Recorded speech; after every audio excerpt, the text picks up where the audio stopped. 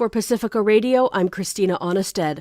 The U.S. Supreme Court heard arguments on whether former President Donald Trump can be barred from the presidential ballot for his role in the deadly January 6th Capitol attack and other efforts to undo his election loss under Section 3 of the 14th Amendment. The case is a challenge to Colorado's court's decision to bar Trump from the state's ballot, finding he violated that section, which bars from offices those who've engaged in insurrection and taken an oath to the Constitution. It's the first legal challenge to the Civil War-era 14th Amendment meant to keep Confederate fighters from taking office.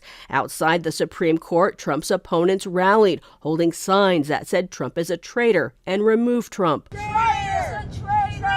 a traitor and a liar and a criminal and a predator and a thief. Inside the court, Trump's attorney, Jonathan Mitchell, argued Section 3 of the 14th Amendment doesn't apply to his client. A ruling from this court that affirms the decision below would not only violate term limits, but take away the votes of potentially tens of millions of Americans. Even if the candidate is an admitted insurrectionist, Section 3 still allows the candidate to run for office and even win election to office. Jason Murray, lawyer for Colorado, said it does. President Trump's main argument is that this court should create a special exemption to Section 3 that would apply to him and to him alone. But Supreme Court justices seem skeptical that a state can bar Trump from the ballot. Here's Justices Elena Kagan and John Roberts. In other words, this question of whether a former president is disqualified for insurrection to be president again is, just say it. It sounds awfully national to me. So whatever means there are to enforce it would suggest that they have to be federal, national means. A goodly number of states will say, whoever the Democratic candidate is, you're off the ballot, and others, for the Republican candidate, you're off the ballot. And it'll come down to just a handful of states that are going to decide the presidential election. That's a pretty daunting consequence. Dozens of challenges have been filed in states across the U.S. to bar Donald Trump from the ballot. The High Court's decision will impact whether they can proceed. U.S. Secretary of State Antony Blinken has left the Middle East, failing to secure a ceasefire deal and hostage swap between Israel and Hamas after Israeli Prime Minister Benjamin Netanyahu rejected Hamas's counterproposal to a deal brokered by the U.S., Qatar, and Egypt.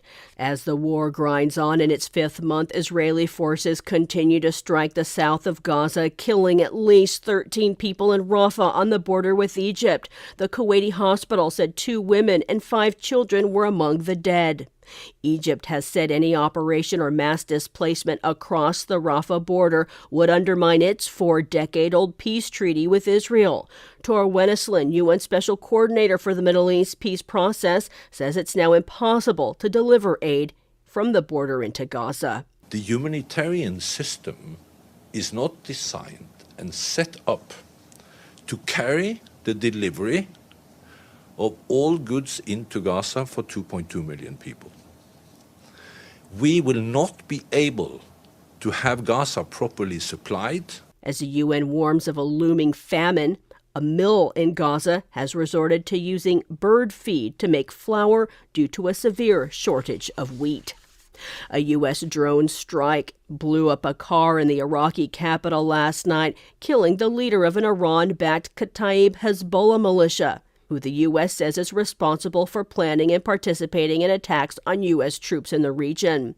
The strike was made without notice to Iraq and drew condemnation from a spokesperson for the Iraqi military, Yahya Rasool, who said in a statement the U.S. conducted a blatant assassination, showing no regard for civilian lives or international laws.